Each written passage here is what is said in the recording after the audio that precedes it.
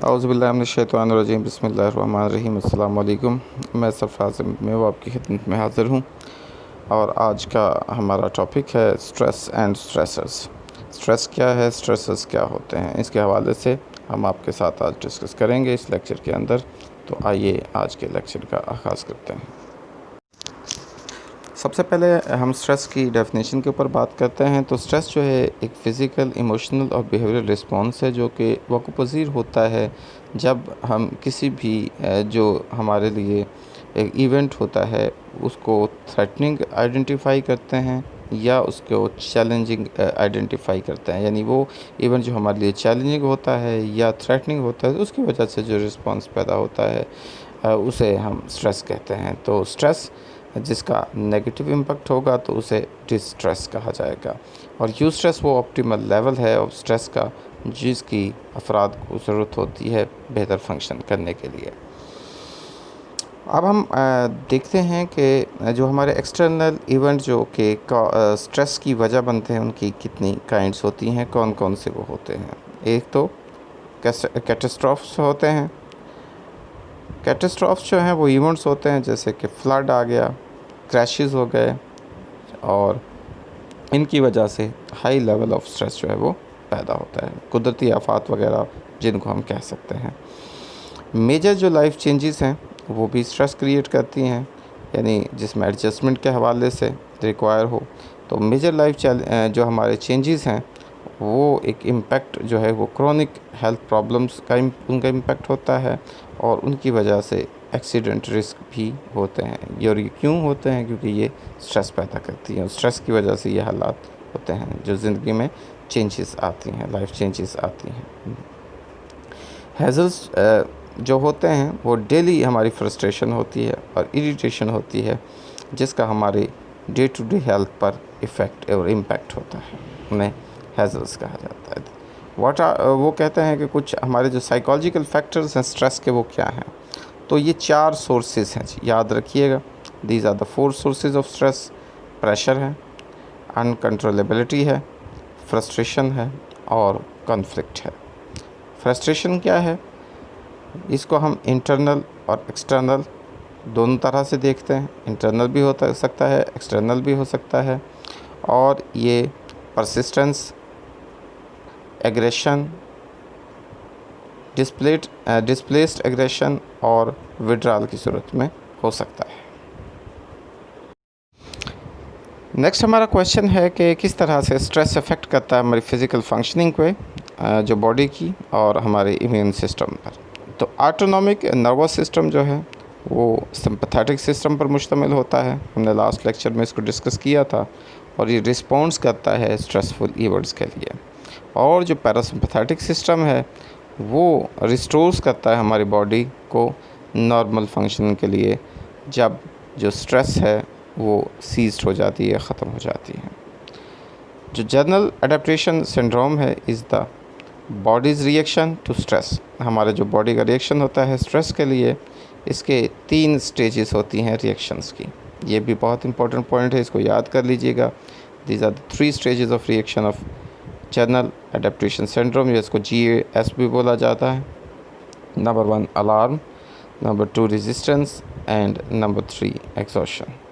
Stress जो है वो इसका जो कॉजेज़ हैं वो इम्यून सिस्टम के ऊपर भी, और to react as though an illness or invading organism has been detected.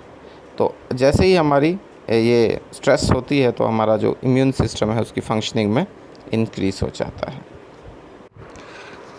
लेकिन इसके अलावा ये है कि जैसे ही स्ट्रेस जो है वो कंटिन्यूस रहती है या बढ़ती जाती है तो जो हमारा इम्यून सिस्टम है वो फेल होना शुरू हो जाता है।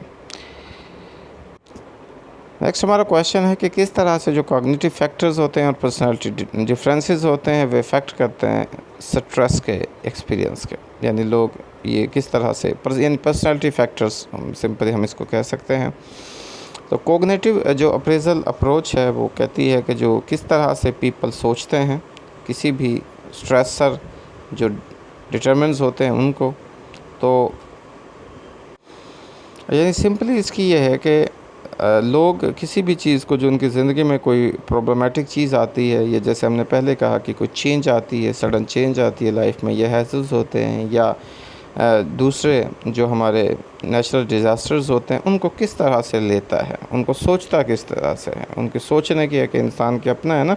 कई लोग मामूली सी बातों पर बहुत ज़्यादा स्ट्रेस ले लेते हैं और कई लोग बहुत बड़े मसाइल में भी स्ट्रेस नहीं लेते और अपने आप को ये डिपेंड करता है। तो first step in appraising a stressor, उसको हम प्राइमरी अप्रेजल कहते हैं, जिसमें कि पर्सन डिटरमिन्स करते हैं कि whether an event is threatening, challenging or is no consequences. अगर थ्रेटनिंग इवेंट्स हैं, मोर स्ट्रेसफुल होते हैं then those seen as challenging, जो कि चैलेंजिंग नज़र आते हैं उनसे। जो सेकंड स्टेप होता है उसको सेकेंडरी अप्रेजल कहा जाता है। इसमें जो पर्सन होता है वो असेस करता है resources available to deal with the stressor, कि जो उसके पास रिसोर्सेज हैं जिनसे उसने डील करना है वो कौन से, जैसे कि वक्त है, मनी है, सोशल सपोर्ट है, क्या चीज़ें हैं। तो इसकी वजह से भी अगर इंसान समझता है कि उसके पास मनी है उसको डील करने को, वो कम स्ट्रेस लेगा। अगर उसके पास वक़्त है कि वो कर सकता है या सोशल सपोर्ट है, तो फिर उसका, जब इंसान इस lack of all the sports, तो फिर उसकी वजह से वो स्ट्रेस जो है वो ज़्यादा होती है। ये भी डिपेंड करता है, ये भी इंसान की कॉग्निशन के ऊपर डिपेंड करता है। Now we discuss about different types of personalities and how stress affect on those personalities। In personality पर किस तरह से स्ट्रेस इफ़ेक्ट करती है।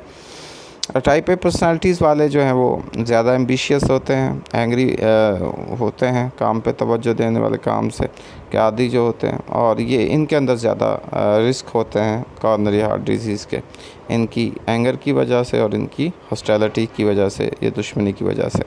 टाइप बी पर्सनालिटीज़ वाले रिलैक्स्ड पीपल्स होते हैं, इनके कम चांसेस होते हैं, 1/3 होते हैं जी इनके, ये फ्रेंडली लोग होते हैं, रिलैक्स्ड लोग होते हैं, इनके 1/3 chances in type A personality से कम होते हैं कॉर्नरी हार्ट डिजीज़। जो टाइप सी पर्सनालिटीज़ हैं ये प्लेजेंट होते हैं और रिप्रेस्ड होते हैं और इंटरलाइज कर लेते हैं, दबा देते हैं अपने नेगेटिव इमोशंस को। हार्डी पीपल जो होते हैं, हार्ड वर्कर्स होते हैं, इनके अंदर लैक ऑफ एंगर है और हॉस्टिलिटी है दैन टाइप ए पर्सनालिटीज़, और ये जो हैं ग्रो करते हैं जी स्ट्रेस के ऊपर, यानी ये अपने उसको दबाते नहीं हैं बल्कि उस पर हावी हो जाते हैं। ऑप्टिमिस्टिक लोग भी इसी तरह, उनके भी पॉजिटिव आउटकम्स होते हैं, experiences for less stress than pessimistic, और पेसिमिस्टिक नेगेटिव ज़्यादा लेते हैं, इनके व्यूज़ नेगेटिव ज़्यादा होते हैं, ऑप्टिमिस्टिक के न्यूज़ देते हैं। ये सर्वाइव करने वाले लोग होते हैं ऑप्टिमिस्टिक, जो हैं ग्रो करने वाले, आगे बढ़ने वाले लोग होते हैं, पॉजिटिव थिंकिंग वाले होते हैं। ऑप्टिमिस्टिक जो है वो खुले जहन वाले, खुली सोच रखने वाले, आगे बढ़ने वाले, हर चीज़ को पॉजिटिवली देखते हैं और कोशिश करते हैं। सोशल फैक्टर्स की जब हम बात करते हैं किस तरह से स्ट्रेस रिएक्शंस पे, बहुत सारे सोशल फैक्टर्स हैं जी जो असरअंदाज होते हैं। पॉवर्टी है, स्ट्रेस है, जॉब की स्ट्रेस है, वर्क प्लेस की स्ट्रेस है, या जब नए कल्चर में हम एक इंसान जाता है तो वहाँ की वजह से स्ट्रेस लेता है। तो बर्नआउट एन अदर काज है जी, कंडीशन जो कि जॉब स्ट्रेस की वजह से, और जिसमें इंसान जो है वो बहुत ज़्यादा नेगेटिव थॉट्स बना लेता है, इमोशंस बना लेता है, अपने बिहेवियर को ऐसा बना लेते हैं, उसकी एक्सट्रीम डिससेटिस्फेक्शन होती है अपनी जॉब के साथ और उसके अंदर डिज़ायर होती है उसको क्विट करने की। इसमें 4 मेथड्स हैं जी अकल्चरेशन के, जिसमें कि इससे हम कैसे निपट सकते हैं, इससे कैसे हम जो है वो छुटकारा पा सकते हैं। एक तो इंटीग्रेशन है, एक असिमिलेशन है, एक सेपरेशन है और एक मार्जिनलाइजेशन है, मार्जिनस कर देना उसको, उसके लिए मार्जिनस बना देना, उसको सेपरेशन में सेपरेट कर देते हैं चीज़ों को। और सोशल सपोर्ट सिस्टम है, ये एक इम्पोर्टेंट है जी इन हेल्पिंग पीपल को विद स्ट्रेस, के सोशल सपोर्ट जो है अगर वो दी जाए किसी भी स्ट्रेस की कंडीशन में, तो उसकी वजह से भी स्ट्रेस से बचा जा सकता है, हम हेल्प कर सकते हैं लोगों की उस हवाले से।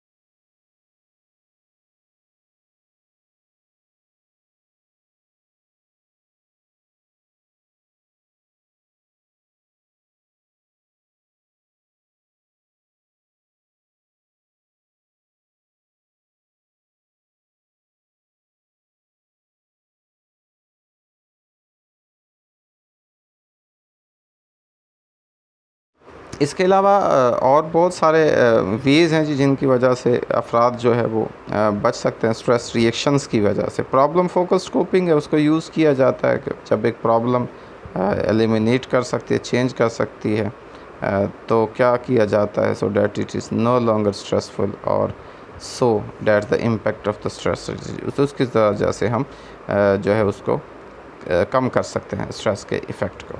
यानी जब कोई मसला हमारी ज़िंदगी में आता है और हमें लगता है हम उसको अगर सोचें कि भाई इस मसले को हम हल कर सकते हैं, वो मसला हल किया जा सकता है, तो फिर उसकी वजह से स्ट्रेस को से बचा जा सकता है। एक इमोशन फोकस्ड कोपिंग है, इसको भी यूज़ किया जाता है। प्रॉब्लम फोकस्ड कोपिंग और involve changing ones emotional reactions to stress. हम अपने स्ट्रेस के लिए अगर इमोशनल रिएक्शंस को चेंज कर देंगे तो उसकी वजह से भी हम इमोशन उससे बच सकते हैं। उसके बाद मेडिटेशन है, ये भी प्रोड्यूस करती है state of relaxation and reduce the physical reactions common to stressful situations में मेडिसिन्स वगैरह देना। इसके अलावा कॉन्सेंट्रेटिव मेडिटेशन है, इसमें जी फोकस जो है वो inward on some repetitive stimulus के ऊपर है। वन ब्रीथिंग है, यानी गहरे लंबे सांस लेना, ये भी एक मेडिसन है। रिलैक्सेशन ट्रेनिंग हम देते हैं, ठीक है, रिलैक्स करवाया जाता है। डीप ब्रीथिंग के हवाले से अपने हम क्लाइंट्स को जो है वो स्ट्रेस की सूरत में डीप ब्रीथिंग करवाते हैं, रिलैक्सेशन करवाते हैं, इमेजरीज करवाते हैं। ये भी हमारी कंसंट्रेटिव मेडिटेशन होती है जिसके ज़रिए से हम साइकोलॉजिकल ट्रीटमेंट प्रोवाइड करते हैं अपने क्लाइंट को ताकि वो स्ट्रेस से कोप कर सकें।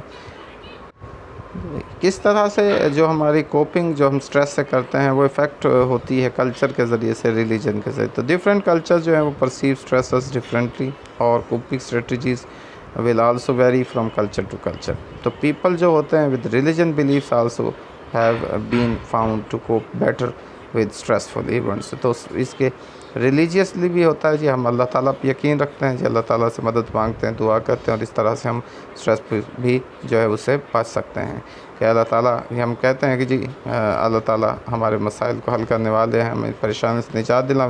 जब हमारा यकीन पुख्ता होता है, मजहबी तौर पर हमारे जो बिलीफ्स हैं उससे भी हम बचा जा सकता है। तो अगला हम कैसे ऑप्टिमिस्टिक थिंकर बन सकते हैं, वो कौन से थे? तो बेस्ट वे है जी to become more optimistic is to recognize negative thoughts, के हम अपने जो नेगेटिव थाट्स हैं उनको रिकग्नाइज़ करें और चेंज करें उनको हेल्पफुल पॉजिटिव थाट्स के साथ। यानी इस तरह से हम मोर ऑप्टिमिस्टिक थिंकर बन सकते हैं। सबसे ज़रूरी चीज़ है कि हमने जैसे CBT और REBT हम पढ़ते हैं, थेरेपीज़ हैं, वो हम अपने क्लाइंट्स को करवाते हैं। तो CBT कॉग्निटिव बिहेवियरल जो थेरेपी हमारी है कि हमने नेगेटिव थाट्स और जो है उनको चेंज करना है और उनको मोर हेल्पफुल पॉजिटिव थाट्स में उनको लेके जाना है।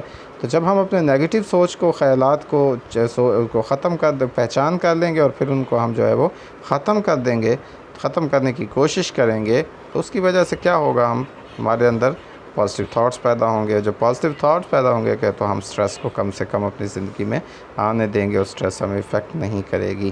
तो be positive, think positive, have positive. तो अल्लाह ताला से दुआ है कि अल्लाह ताला हमारी ज़िंदगी को सेहतमंद बनाए, हमें ज़हनी सेहत अता फ़रमाए, हमारी ज़िंदगी में कामयाबियाँ नसीब फ़रमाए और हमें जो है आसानियाँ पैदा करने की तौफ़ीक नसीब फ़रमाए। आपका बहुत शुक्रिया, अपनी दुआ में याद रखिएगा। अल्लाह।